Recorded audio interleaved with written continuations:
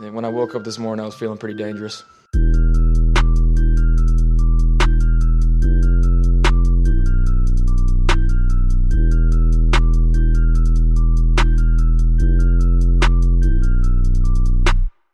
And if we're talking tight ends and we're going into round 2, maybe round 3, give me Ian Thomas, please. Let's just do the damn thing.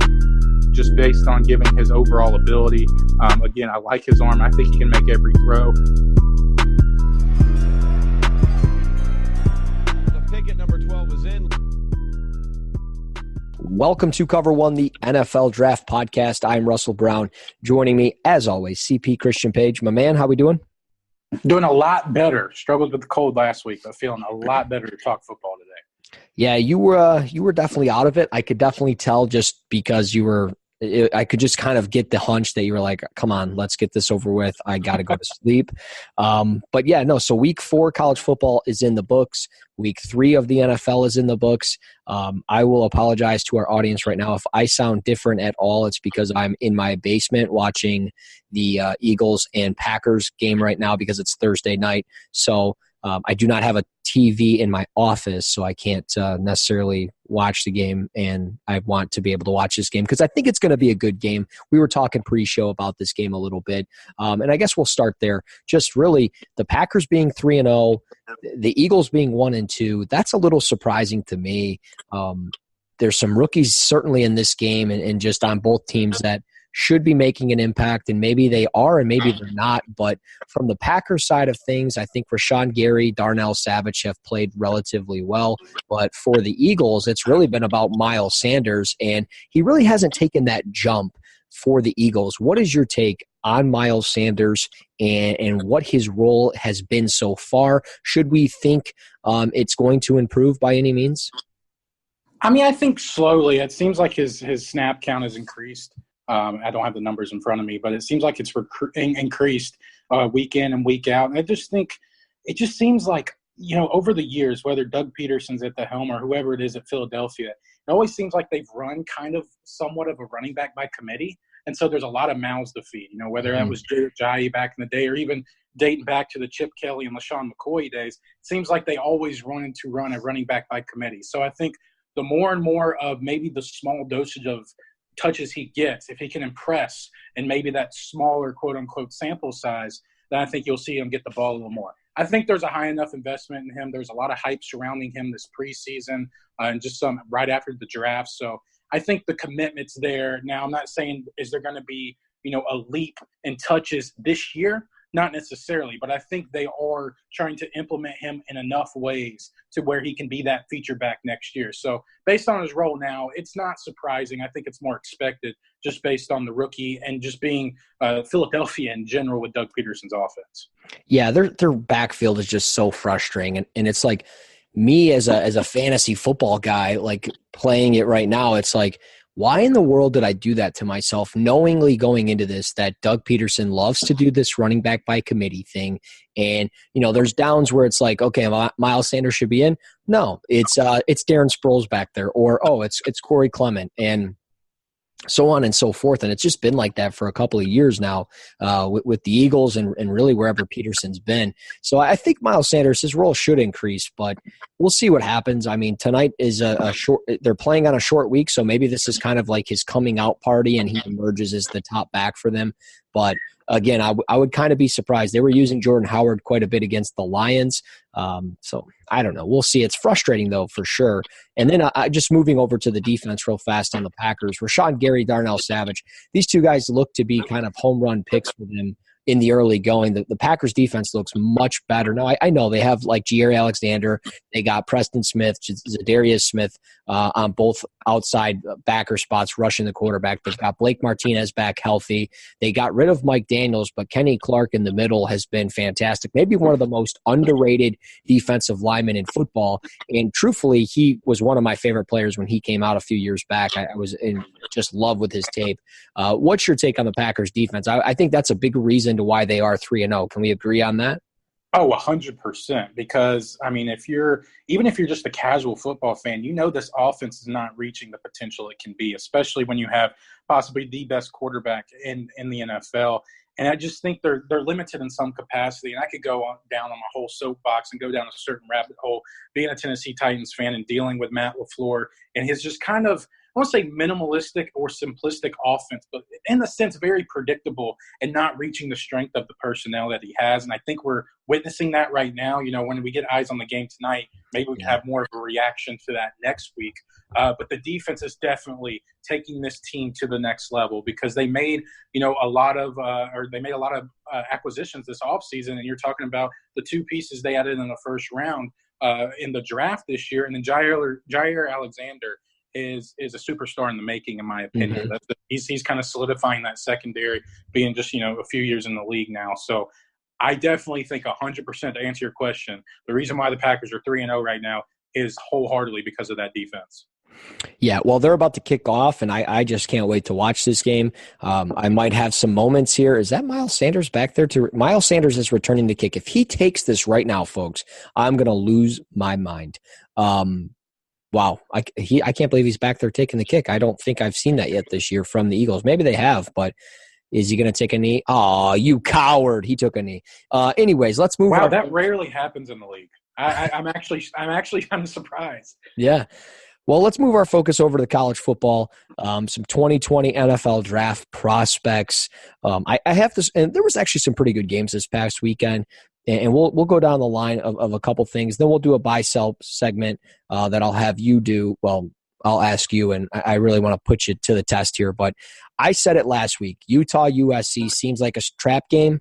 Sure enough, Utah-USC was that trap game. Yes, USC, they pulled out the win. USC won 30-23. Utah moves down the rankings and everything else. But what's your take from this game? I think Michael Pittman is certainly the guy that is got everybody talking right now. He had 10 receptions for 230 yards and a score, and he is just off to a phenomenal start. 31 receptions for 437 yards and 3 scores. 6'4", 220, big body, big catch radius. He's making big plays for USC. He's a big reason why they are 3-1 through 4 weeks. So what's your take on Pittman? I know we talked about him briefly last week, but just in general, take on Utah, take on USC and this game. Yeah, I mean, it was a little surprising that USC, with really their third-string quarterback coming into the game and just kind of picking apart this Utah defense that we said is the reason why that they could have potential to make the playoffs. And USC, even though they hold them under 400 yards, they still kind of controlled the game in a certain sense. And Michael Pittman, we talked about, he's not this most dynamic player. He wins a lot with physical abilities, and he showed that. He broke a couple I think in the tweet that you shared, he broke a couple tackles and then ran to the house for a touchdown. So that's kind of his game in a nutshell, showing off his physicality. Not I wouldn't say he has below average speed, but maybe just that average speed. But, you kind of give and take when you have that physical body. So it was a little shocking that Utah, just based on, what we've seen in the past, it's not too surprising that their offense struggled. They struggled a little bit, with the passing game, just finding some consistency. But yeah, USC, once you try to kick them down based on injuries and personnel and everything like that, they just find a way. And like you said, you hit it on the head. This was definitely the ultimate trap game for Utah.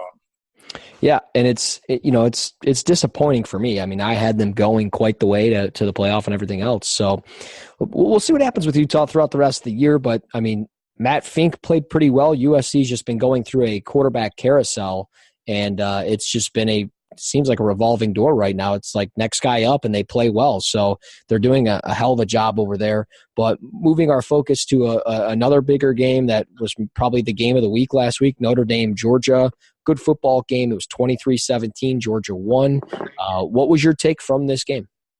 This was a fun game. I mean, this was the epitome of a physical matchup with a lot of NFL talent on the field. And then one matchup we talked about right at the end of last week's show was Julian Okwara, the defensive end / edge rusher for Notre Dame, and then Andrew Thomas, the left tackle out of Georgia. Okwara kind of went a little silent. I mean, Georgia's ability to run the football and kind of throw some, quick intermediate passes kind of limited Okwara's ability, not taking anything away from Andrew Thomas on that left side of the line. But I think they kind of limited Okwaru's ability, and maybe that's a compliment to him. But they still, he didn't really find, effective way to really affect Jake Fromm. Jake Fromm looked fine. I mean, I don't think he blew us away with anything. I know his numbers. Right. He finished, I don't want to say pedestrian, a little above average, but he hit some passes that only he and his receivers know where they're going to be. There's a pass in the back of the end zone, I believe. Can't remember the receiver, but when Jake Fromm needed to come up and make plays, he did. I know that last drive when, he dropped the ball or whatever and had to throw it quickly to the sidelines, still threw it up to true freshman George Pickens that had to play on the football, but they couldn't capitalize. But my biggest takeaways from this game was the Notre Dame receiving corps, especially starting with their tight end Cole Kmet, 6'5", 250. He was returning from a collarbone injury. So his first game of the year. Welcome to the 2019 college football season. You get to go to play the number 3 team at their place in Athens, Georgia. Finished the day with 9 catches, 108 yards, with 1 touchdown, with a 31 long. He constantly threatened the seams. He found the mismatch between the linebackers, showed a little bit of athletic ability. He's not this clean-cut, one of the top echelon athletic tight ends that you're going to see in the draft and everything like that. But still, he found ways to really threaten the intermediate parts of the field, and you saw that chemistry develop with Ian Book and him. And also the other receiver, Chase Claypool, 6'4", 229 pounds, had 6 catches, 66 yards, and 1 touchdown. A former basketball player, was kind of, embodied that kind of big slot receiver / tight end, and he really answered the call. He came up with some couple of clutch moments down there at the end to kind of keep Notre Dame in the ball game. So I was also impressed with Ian Book. I know, they didn't come away with the win, but he stayed in the pocket, hung tough. Notre Dame, I think, answered more questions here than Georgia did, just from a college football perspective, because I think Notre Dame, a lot of times they fall flat when they meet not an equal team, but a team where there's a lot of pressure on them to perform well. Notre Dame seems like they always fall flat. Now, granted, they've had to play teams like Alabama and Clemson, so they've had to play the creme de la creme out of all of them. But I think they did answer the call, but Brian Kelly made a really good point in the press conference after this game. This matchup versus Virginia will tell them exactly what they are as a team. So I thought that was a really good point, because Virginia is no team to sleep on for sure. No, yeah, and Virginia is going to be a fun game. I was tweeting that out. I'm excited to watch Notre Dame, Virginia, but it did, and I'll talk briefly about that in a moment too, but I felt like this was going to be a game where Georgia just pulls out and goes, wins 42-17 or something, and Notre Dame just falls flat, or like it would have been close in the first half, and then Georgia just pulls away quickly in the second half. But I'm glad you mentioned Chase Claypool. He's fun to watch, man. He moves very well for a bigger guy. Strong hands, and Ian Book as well. He looked pretty good. The 2 interceptions really ultimately kind of costed them the game if we really think about it. But overall, Notre Dame, I'm really concerned about Julian Okwara at this point in the season right now. I'll tell you that. Pass rush has just not been there. He got back there a few times, but nothing that I was expecting. Like, I know he was on a tough task. He had Andrew Thomas across from him and everything, but I've been expecting him to just be at this point kind of where Curtis Weaver is at Boise State. He's got 6 sacks. I was kind of expecting something like that at this point in time, and he's just not there. But I will say this, J.R. Reed has been maybe one of the sneakiest defensive backs in the country. Is that a fair point? Like, he had 2 or 3 pass deflections. He had an interception in this game. He's got just great range. And maybe people do know about him. Maybe I'm just living under a rock or something. But he has been, in my opinion, just lights out for this defense. And he is, I think, I don't want to say a star in the making, but certainly a player that we will all be talking about by the time we get to the draft. I think he's going to test well. I think it's all going to go well for him. Yeah, it's really fun to see players kind of step up early in this period of the college football season, because then they're on your radar and you can make them on other people's radars, because, it's like certain players that, you scouted out in the preseason and now they're making moves and you're seeing a little more buzz, based on some headlines, whether you see a headline come across Roto World and some, NFL draft analyst said this, or some scout is saying, oh, this guy is taking that next step forward. it's really nice. And especially, this doesn't have to just be, and I'm talking not to you, but talking to the listeners, it doesn't necessarily have to be a guy that's draft eligible. But if anybody that stands out, you write his name down, because I can speak on the behalf of both of us. There's a lot of names that we've written down that we're talking about today and that we've talked about in the past that were true freshmen at one point, and they turned out to be superstars. So it's definitely fun to go ahead and get that next step forward on evaluation. One, it saves you time, and two, you get to pat yourself on the back as well. You're like, hey, I remember this guy. This is why he's such a good player. Yeah, well, and like through the summer too, like we talked about plenty of guys for previews, Devin Duvernay, and I mean, these guys are just been fantastic. Dude, he's a stud. He's not dropping any passes. He had 12 receptions over the weekend against OK State. But that's not a game I wanted to talk about. I did want to talk about LSU really fast. Joe Burrow is for real. I don't care what anybody says. They put up 66 points against Vanderbilt, and the old LSU team would have won 24-10 in this game, and it would have been a snooze fest. Joe Burrow, 6 touchdowns against Vanderbilt. Keyshawn Vaughn for Vanderbilt, a running back we've talked about plenty of times before. He put up 130 yards against this defense and 2 scores. So I think these were 2 players that certainly stood out. I know, like we always talk about every week, you're kind of the SEC guy for us. What's your take on Joe Burrow after now 4 weeks of seeing him? I mean, LSU's legit at number 4 in the country. Joe Burrow's legit. And as far as Vanderbilt goes, I mean, they got, I think, a pretty good playmaker in Keyshawn Vaughn. Unfortunately, they're 0-3. Yeah. For Keyshawn Vaughn, I'm actually impressed that Vanderbilt was able to really push LSU's defense around it. And that's the only thing. That's the only kind of disclaimer when you talk about LSU. You know, they've given up, how many points in this game? 38 points in this game to Vanderbilt. And I know once you score a lot of points, you know, you sub in Team B and whatever it may be, and, you know, you kind of give up some points later on. They still gave up 35 points to Texas. And I know their other 2 games that they didn't play top-notch opponents, you know, they only gave up, you know, single-digit points. But I think that's maybe the biggest test for them going forward. But besides the point, going back to draft prospects, Joe Burrow, he's been outstanding. I mean, it's hard to really, diminish anything that he's done, because he hasn't really done anything wrong. He just plays with that confidence that I think has lacked in recent memory, because, you know, and maybe that's just bringing in Joe Brady, the passing game coordinator. It just makes him feel more comfortable. And I think he's gained a rapport with LSU receivers, which, hallelujah, it's been forever since we've been able to say that with an LSU quarterback, because we know they have the talent. They just need a true passer to throw them the football. So I've been the utmost impressed with Joe Burrow going forward, just based on his ability to read certain defenses, to really just push the ball at all areas of the field, to take what the defense is giving to him, but also kind of, take chances. And he has that pinpoint accuracy. He throws the ball with great velocity control. So right now, he might be the most impressive player in college football, just based on where he was evaluated from last year at this time. Yeah, he's been lights out for them. I really can't wait to see what he does through the rest of the season. 8 games left in SEC play. He's just been in every aspect of being I mean, he's not perfect by any means, but he's just been able to read defenses like you mentioned. I mean, he's just done a really good job.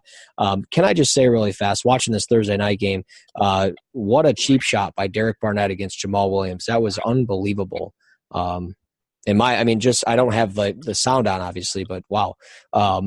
Anyways, Auburn, Texas A&M, War Eagle, man. Bo Nix coming through. Your take on this? I mean, 28-20, big win against number 17 team in the country. Auburn staying with Bama and LSU in SEC play. It hasn't been really that pretty, because Kellen Mond actually was impressive. I mean, sometimes you just got to tip your cap to a guy that you're playing super good defense, you're pressure in the pocket, and the guy's just throwing, absolute dimes to his receivers in this receiving core. I know you love it, and you've talked about it over and over again, but this Texas A&M receiving core, it's legit. And I think that was solidified against a really stingy and strong Auburn defense. But a guy that I've talked about over and over again, and I'm sure a lot of people are tired of me talking about it, Derrick Brown is the real deal. I mean, he constantly affects both areas of the game, whether, again, don't always look at the stat book, even though, he played, he's still producing at a high level. He had 3 tackles for loss against Texas A&M alone. So he's kind of, he can check the boxes in that way with 2 sacks as well. But his ability to open up things on the outside, to really affect running lanes. I mean, 2 gapping, heck, if you can 3-gap, he can do it. If that's a responsibility, I'm sure of it because he's just a load and he's really good with his hands. I think one of the biggest issues coming into the season was his pad level. He seems to have improved that. If he hasn't improved it, he's gotten stronger because he's just pushing guys around left and right off the point of attack. So I'm just I don't want to say I'm impressed with Derrick Brown because I expected it. But, again, he was a top 3 prospect coming into the season for me, and he's solidifying that every single game. And Derrick Brown, he's an impressive individual on and off the field.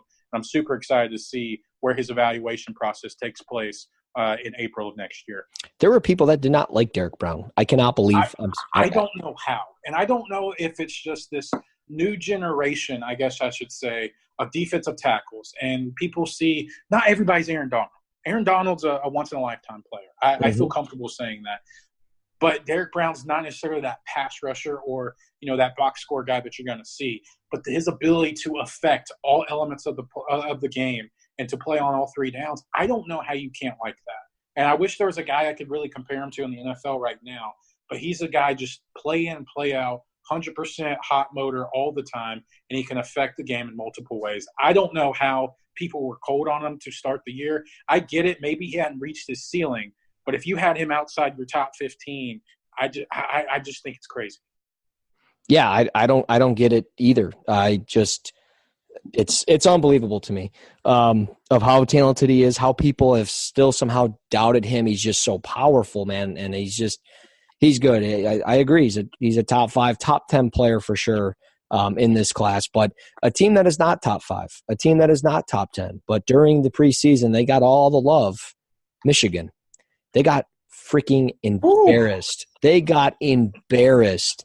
I recorded this game to watch. I had to coach my son's football game and be there for that. And I had the Michigan State game recorded, the Michigan game recorded, because I wanted to watch both. I like watching, both teams locally. Obviously, I just more so do it for the scouting purposes, but Michigan State's more so for pleasure, right?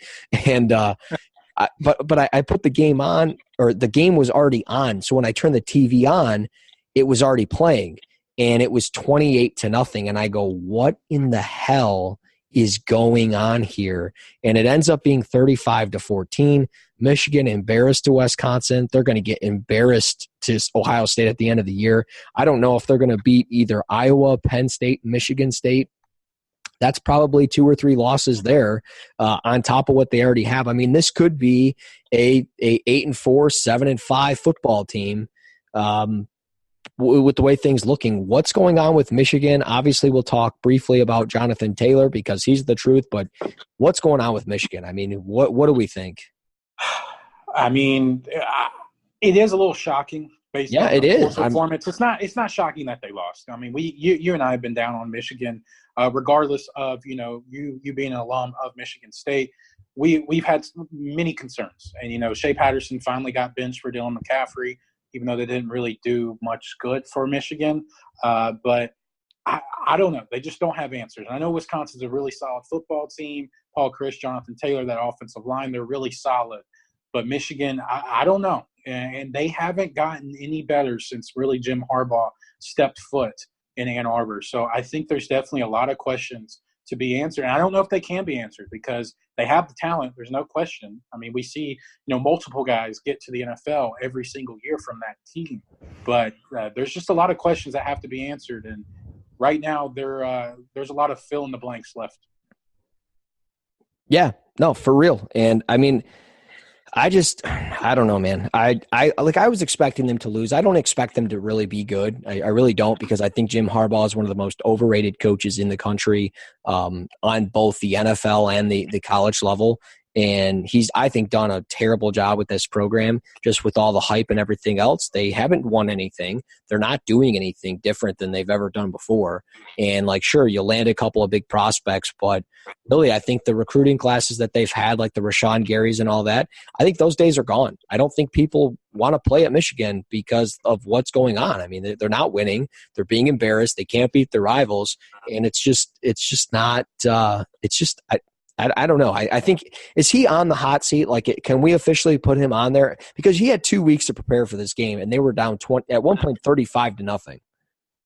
It's tough. Should he be? Yes. I mean, I know his his win total is probably, I mean, it's not bad, but still what the expectation was, seeing him rebuild Stanford, seeing him rebuild that San Francisco program in the NFL, the expectation was to get Michigan not only to win, the Big Ten titles, which they still haven't done, but to perform on a national level, and they failed to check either one of those boxes. So, I mean, you can't – it's one thing getting beat, but getting embarrassed by a team that is your equal, it's just unacceptable.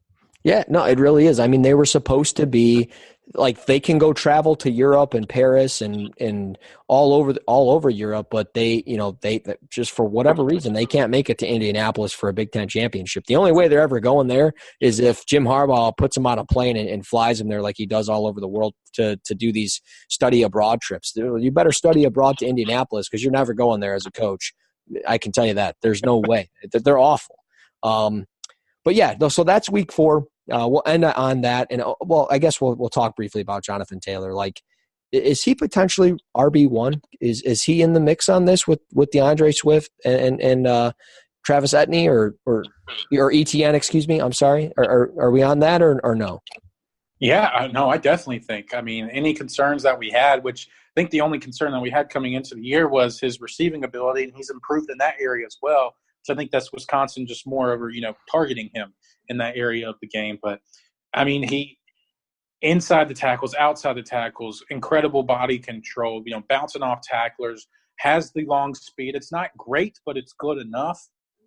So, yeah, I mean, there's a lot of boxes that he checks off that it's hard to not say he's a contender for RB1 because he's doing everything possible against really good competition so far. And even if it's not good competition, he's still posting really gaudy numbers that you need to post in those lower level competition types of games. So I think Jonathan Taylor, I mean, he answers a lot of the calls, and I mean, it seems like there's a ton of praise from his coaches and teammates. I mean, it's really going to be hard for teams to really pass him up, at least in that latter half of the first round. But I think something we'll hear over and over again. I've talked about it a few times.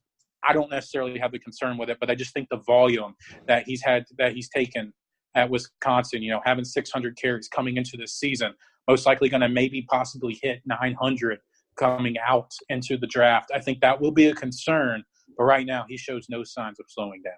Yeah, well, I'll tell you what. I think that's just what Wisconsin running backs are. I mean, I don't want to use Monty Ball as an example, but like Melvin Gordon, he had a ton of touches when he was at Wisconsin. He's been pretty damn good for the Chargers. So I think that can translate for Jonathan Taylor. I don't want to use like the helmet logo type of deal, but that's just really what they are at Wisconsin. They run the football, they get their backs involved, and that's the case with Jonathan Taylor. And it's very clear that he's talented because Don Brown and his defense is supposed to be the specialty for Michigan.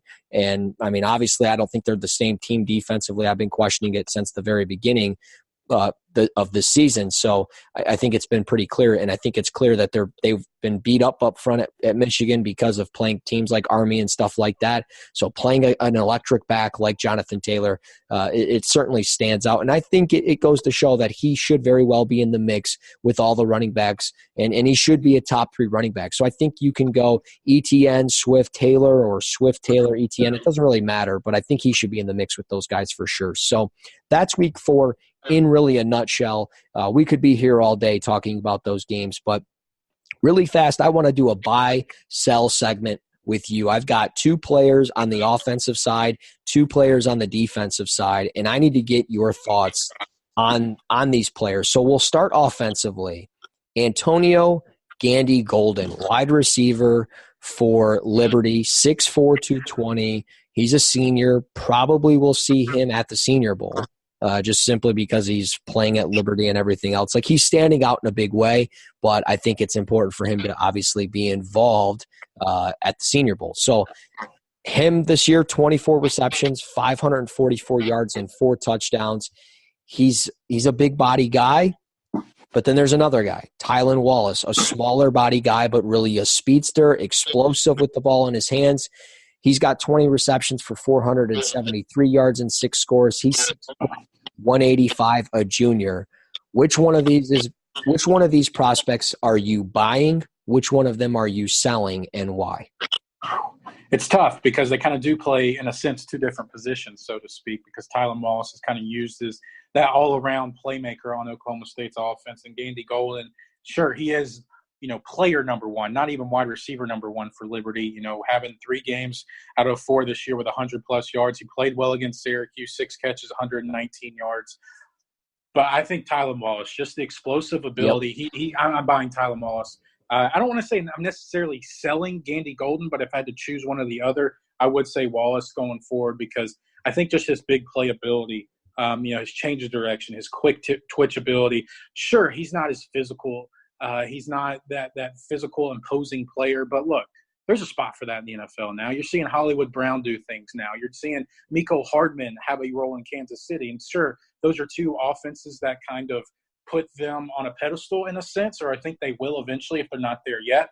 But I think you could definitely see Tylan Wallace in a certain situation in the league where they could really accentuate his skill set, and he could be, a 50, 60 catch guy, 800 yard, whatever it may be, and just be that deep threat, that playmaker.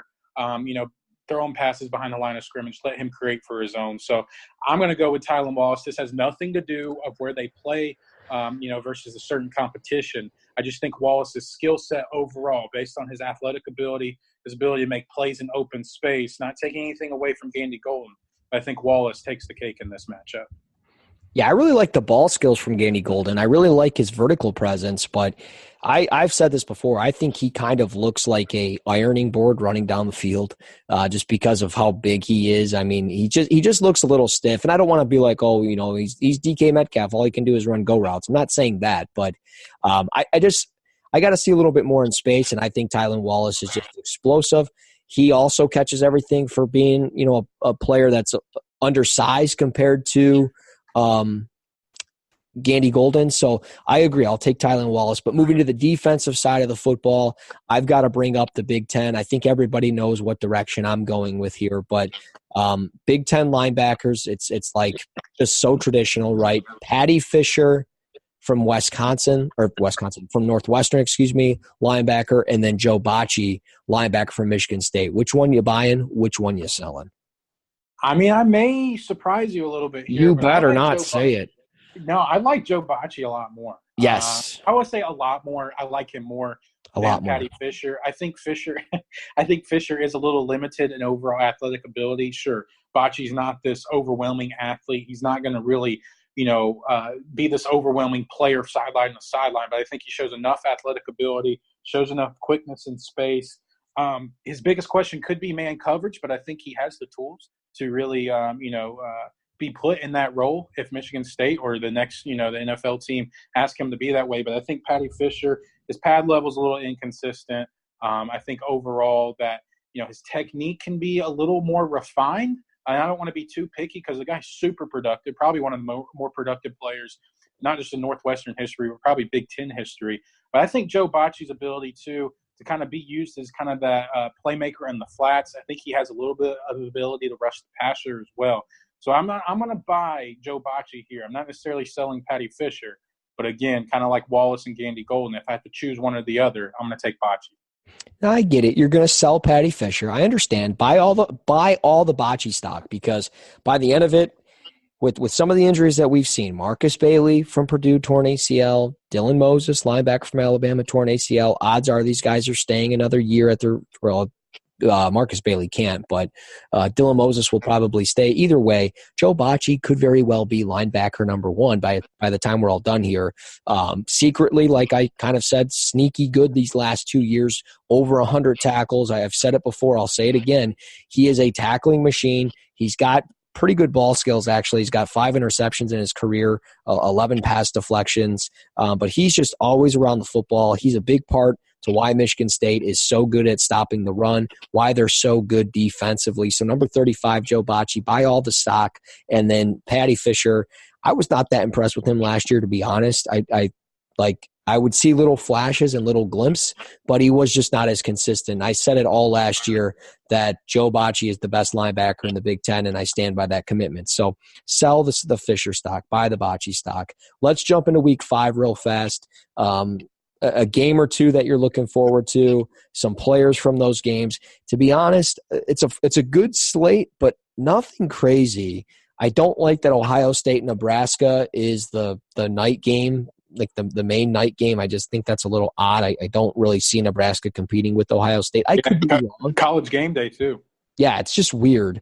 But we'll see. But out of this, maybe one or two games that you're really looking forward to watching. I mean, yeah, I'm kind of with you. There's nothing all that special about these games. I guess maybe on Friday night, Arizona State and California. California is kind of that Pac-12 team kind of resting in the weeds. I guess I could just say the national team, coming in, I guess 4-0, the 15th ranked team in the country. I have not laid eyes on them at all. I've heard a lot of good things about their secondary. Ashton Davis, one of their defensive backs, has really impressed based on just, the draft circles. So that'll be a chance, 10:30 Eastern time on Friday night on ESPN.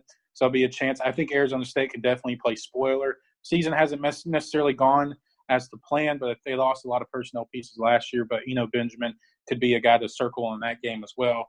And then just I wanted to make this point. It doesn't necessarily have to do anything with a matchup. But Oklahoma and Texas Tech, they play in Norman at 12 o'clock on Fox Saturday morning. I was thinking about this the other day, watching the Cowboys game on Sunday and just seeing Dak Prescott. Don't get me wrong. Dak Prescott is a good quarterback. Is he, a great quarterback? Is he ever going to take that next step that gets Dallas into position to, take that next step into the postseason? I'm not sure.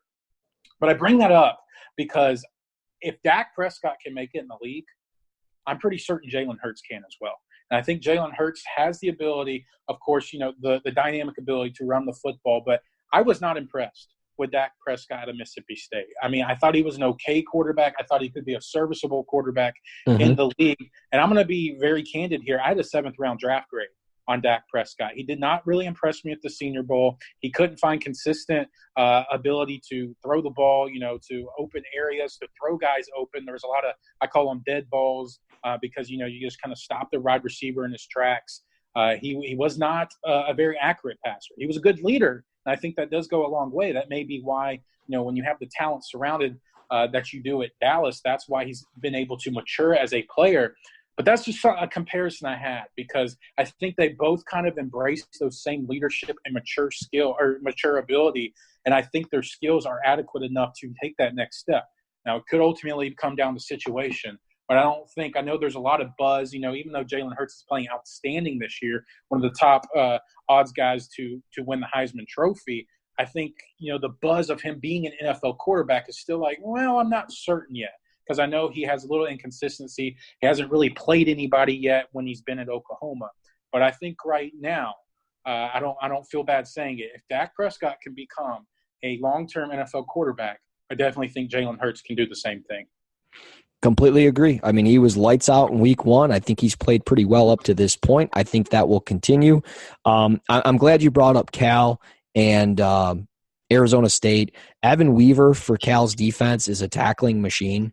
And he was a guy that I watched in the summer, and now I'm just kind of seeing him like really standing out, and it's just been just impressive. I mean, he's been sneaky good. They've been sneaky good. They're ranked 15th in the country. So I'm with you. Maybe Arizona State could spoil Cal's season, kind of like they spoiled Michigan State's a little bit in a non-conference way, but this way in a conference way for the Pac-12. The game that I'm looking forward to watching, obviously, Virginia, Notre Dame, but I'm really excited for this game because Joe Reed, wide receiver number 2 for Virginia, has been really playing, I think, kind of under the radar at the wide receiver position. I know we all look at Jerry Jeudy and T. Higgins and all these guys, but Joe Reed, 23 receptions on the year, 215 yards. He's their all-time leader in kick return yards and kick return touchdowns, which maybe nobody really knew. It's like over 2,400 yards and 4 touchdowns, but he's got 3 receiving touchdowns on the year.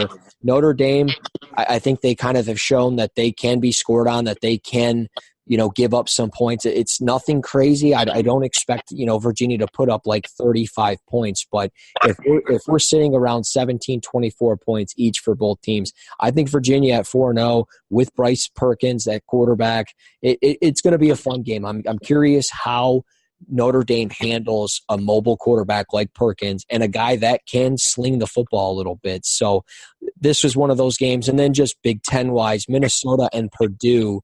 Tyler Johnson from Minnesota, the wide receiver, Bryson Hopkins, the tight end from Purdue. Just a fun matchup. I think that probably will get underappreciated just because it's unranked teams, but I think it could be a fun game. So those are my games for Week 5.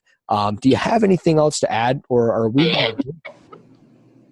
Yeah, I think just to add, Jacob Eason had an incredible outing last week against BYU, the quarterback out of Washington.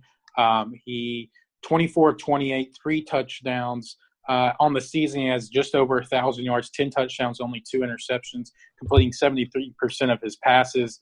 But I'm just looking at Washington's upcoming schedule. They play USC this weekend in Seattle. Then they travel to Stanford. Then they travel to Arizona and then come back and host Oregon, and then they play Utah. So I think I'm pointing this out because I think we're about to see possibly the true colors of Jacob Eason, and if he can really be a consistent player and kind of just the evaluation for the NFL, because this is going to be so many physical battles going forward. Because I think I can say this on the behalf of both of us, we're a little hesitant of him, coming into the first few weeks. And then against the very physical BYU team, he answered the call. They won 45-19. So I think USC, a team that we've talked about, that they matched Utah's physicality. So I think Jacob Eason, I think he could, kind of prove a lot of naysayers wrong in these next few weeks against USC, Stanford, Arizona, Oregon, and Utah.